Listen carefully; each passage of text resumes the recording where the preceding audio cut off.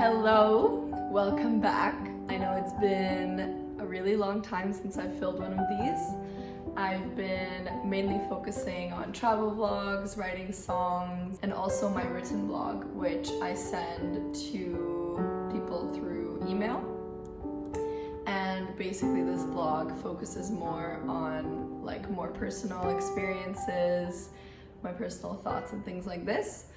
If you want to subscribe, then just leave a comment below and I can add you to the mailing list. Alright, let's get started. Let me just give you a bit of a recap of what has happened in the last, 6 months since I've filmed an actual vlog like this. So basically I was working at Inspire, which is a school for autistic children. I mean, there's a lot of different programs, but what I was doing was working with autistic children in a specific primary school setting, and I was a teacher. And in March, I got promoted to team leader, which was super exciting. I was so happy because as much as I love to work with kids and be a teacher, I feel like I make a bigger impact when I'm leading people and kind of coming up with new ideas, which I was able to do while I was still a teacher, but I also think that that's why I got promoted. And it was really, really awesome getting that opportunity because, I mean, I'm not even European, and I'm really new to the company, which was also a bit scary because not only did I get the position over other people who have been there longer, but also when I did start acting like a team leader and mentoring people, giving people goals and deadlines and things like this, it took a lot of time for them to really respect me. And all of this, not even considering that I am still 22. So, it was a lot of hurdles, but definitely a really, really good experience, both on my CV, but mostly life experience and for personal growth, which, as you know, I'm all about. This leads to my next point, which is I'm leaving Inspire. So September 2nd is my last day, and to be honest, I actually don't have another job lined up. I gave my notice a month ago now. On one hand, I was thinking, okay, it won't be super hard to find another job. But on the other hand, I don't know, I just knew that if I wasn't happy in that environment anymore, I don't want to stay just because I don't have another job or I don't have a safety plan. I know that everything works out the way it's meant to work out, so I took the decision to leave no matter what. So in the past few weeks, my sister visited with her kids, which was amazing. We had so much fun. They actually stayed with me because my roommate was abroad. And yeah, Dasha really wants to come back to Malta with her husband. So maybe next summer they'll come all together. And my dad was here as well, so that was really, really fun as well. We really did all of Malta. The only thing is I didn't show them Gozo because it's it's beautiful, don't get me wrong, but it's such a hassle organizing that. And if you wake up late or leave late, it's not worth it. So anyways, that's been what's been going on in the past few months. In terms of self-growth, which is the reason I know you're all here for. So an update on my habit tracker. So I actually have been doing that a lot. So this is from this month.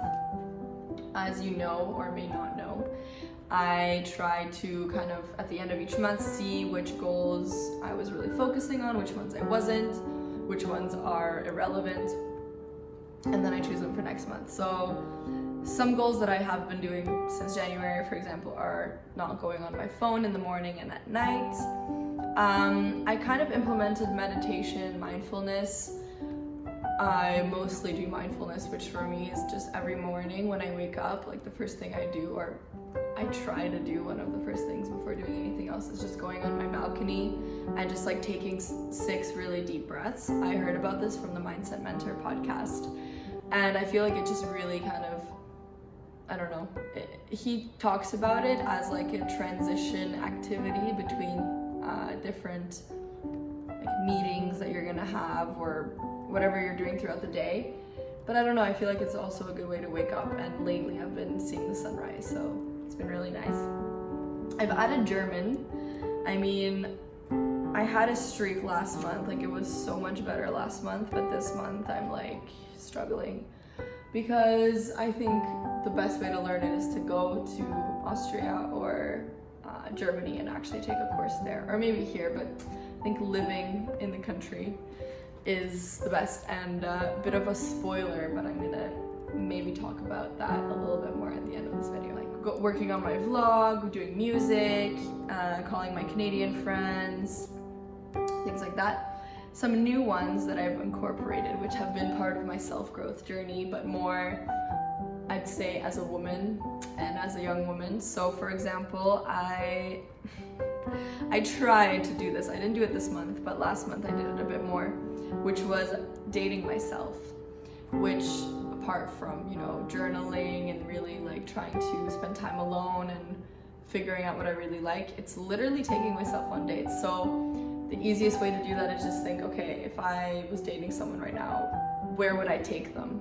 And then I just do that to myself. It's really fun. I know that the actual like physically going on a date, it's not actually as useful as more like inner work and like therapy and things like this, but I still think that it's important to, I think it's like part of it, to actually treat yourself the way you would want to treat a partner, or you would want a partner to treat you.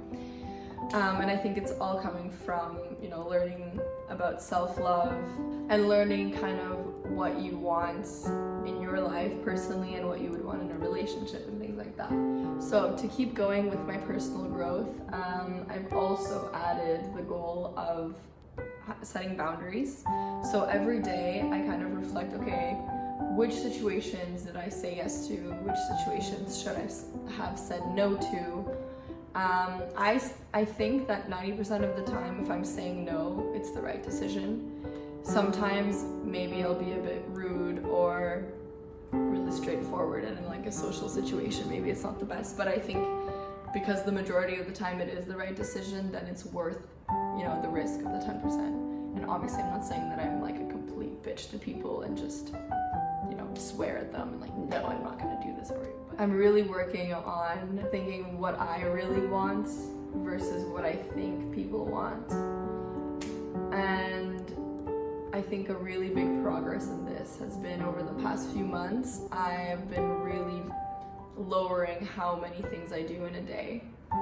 So even weekends, I make sure that I get at least like 3 or 4 hours just to myself. Like even today, it's like almost 5 and I haven't seen anyone. I like woke up late, I made myself breakfast, I cleaned the house a bit, I got some groceries for the week. Like even just talking about it, I'm really proud of myself, because a year ago I would have definitely like hit up a friend and went to the beach, or which is also good, but it's so important to actually invest in yourself and invest in your week, because I know that tomorrow, if I was gonna go to work and I wouldn't have had food, I would have spent money, and then I would have felt bad, and then I would have gotten home and felt bad about feeling bad, which actually they talk about this in a book I'm reading. Okay, I don't remember exactly what it's called, but it's like the downward spiral of hell, which is like, or the loop of hell, where like when you feel a certain emotion, like you're guilty about something, then you start feeling guilty about feeling guilty, or if you're sad, then you start feeling sad that you're sad.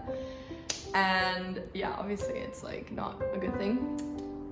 So I'd rather just like take it easy on the weekends, and even yesterday I only went out like 3 o'clock. So yeah, I think that's progress, really making sure that I have time for myself. Yeah, and the rest of my goals have been pretty much the same, just making sure that I'm doing my routines and things like this. Yes, I started a new therapy through BetterHelp. I was using the free services that my work, they don't offer it themselves, but they collaborate with the company, and to be honest, I was not satisfied.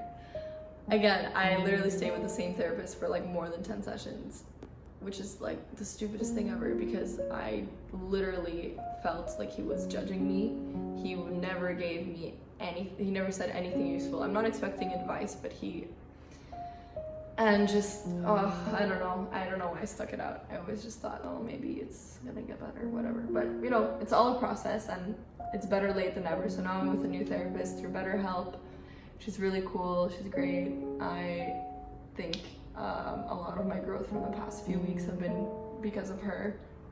I've actually been cutting out a lot of people out of my life, or even not letting people into my life, which a year ago I definitely had this mindset. Even a few months ago I had this mindset of, oh, but what if it could be my next best friend, or what if this person can help me in my networking world. I have this scarcity mindset, and I just have to realize that, first of all, if this person is meant to be in your life, they will be in your life. Okay, let's just wrap this up with a few key ideas I've learned in the book I'm currently reading called The Subtle Art of Not Giving a Fuck. I'm part of a book club with my roommates and her friend, and this is the book we're reading in a few days. We're gonna all discuss it. So, no truly happy person feels the need to stand in front of a mirror and recite that she's happy. She just is. Okay, this quote, I'm really happy about it because I discovered it before I read the book, but wanting a positive experience is negative, and accepting a negative experience is positive. Being open with your insecurities makes you more confident and charismatic around others. That's what I try to do. I try to be very open with people. This one was really good. When a person has no problems, the mind automatically finds a way to invent some, which basically proves that money doesn't buy you happiness, because you can literally be the richest person in the world, you'll just have better problems, which is what Mark says. And then I kind of did some self-reflection, because I'm like, yeah, if I'm always gonna have problems, everyone has problems, then I just have to choose what kind of problems I want. And that kind of leads back to the values that you have will determine the problems that you have. By the way, turns out I have like a distant great-grandmother that's Austrian. So basically that's why I'm so obsessed with Vienna. And before I finish this, I'm gonna quickly tell you, I am still going to Vienna. It's becoming more and more real. And probably January or February. I'm gonna have a better idea once I get a job and settle in, because maybe if I get a job that's remote, I can move earlier. We'll see. Really excited. Okay, well, another thing that also not hit close to home, but I think a lot of people think about this, and I'll say my version of it that I was relating to, and then I'll read you what he said. So my version is, being sad or feeling like a victim doesn't make you special. This is what he said. We all deserve greatness and are extraordinary. Is contradictory, because if everyone were extraordinary, then by definition, no one would be. Instead of questioning what we actually deserve or don't deserve, we eat the message up and ask for more. Therefore, being average is now the new measure of failure. So people choose to be on the lower end of the scale, because at least like this, you get attention. So think about all the people who are complaining all the time and tell you how much of a shitty life they have. Well, it's easier and better for the quick dopamine hits when you do that, because at least you're not boring. I know I sound very intense right now, but I truly believe people who are always complaining are just full of shit. But anyways, yeah, so those are the main, I wrote more notes, but I think the ones I wanted to share with you, the ones I really related to the most, were those ones. I will keep you all updated about the job, the move, any more life lessons I learned. And if you want, comment below, what have you been learning recently? What's something you're working on? Thank you. See you soon.